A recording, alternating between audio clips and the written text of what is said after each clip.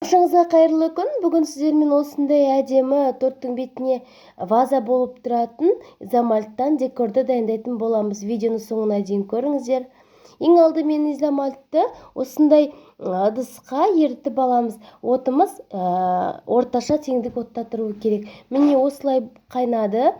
Әппақ осылай әдемі болғанша отта ұстаймыз. Және кішкене розовый түсті краситель қостым, гелевый.